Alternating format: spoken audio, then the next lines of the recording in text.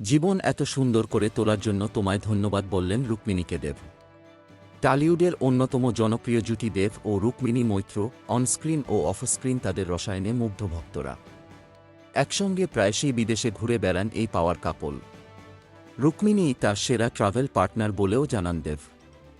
জীবনের প্রতি মুহূর্তে যেন অভিনেত্রী ভালো থাকেন সেই প্রার্থনাও করেন তিনি। দীর্ঘদিন ধরেই প্রেমের সম্পর্কে আবদ্ধ ছিলেন দেব রুক্মিণী। প্রায় এক দশকের পুরনো প্রেম এ জুটির। সেই প্রেম একসময় প্রণয়ে পরিণত হয়। গতকাল বৃহস্পতিবার ছিল অভিনেত্রী রুক্মিণীর জন্মদিন।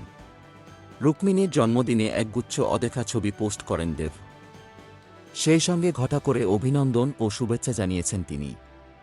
গণমাধ্যমে নিজের সঙ্গে ছবি শেয়ার করে রুক্মিণীকে শুভেচ্ছা জানিয়ে আদুরে বার্তা লেখেন দেব। শুভ জন্মদিন রুক্মিণী।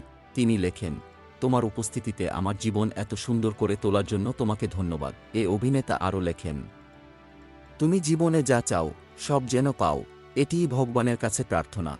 একসময় দেবের হাত ধরেই রূপালী পর্দায় আগমন ঘটে সুপার মডেল রুক্মিণী মৈত্রর। দুজনের সম্পর্কেও শিলমোহর রয়েছে পরিবারেরও। তবু বিয়ে নিয়ে এখনই মুখ খুলতে নারাজ তারা। গণমাধ্যমে ছিল এমন আলোচনা সমালোচনা। রুক্মিণীকে বিয়ের প্রসঙ্গে দেবকে প্রশ্ন করলে তিনি বলেন, এখন তো বিয়ে হওয়ার চেয়ে ভাঙছে বেশি।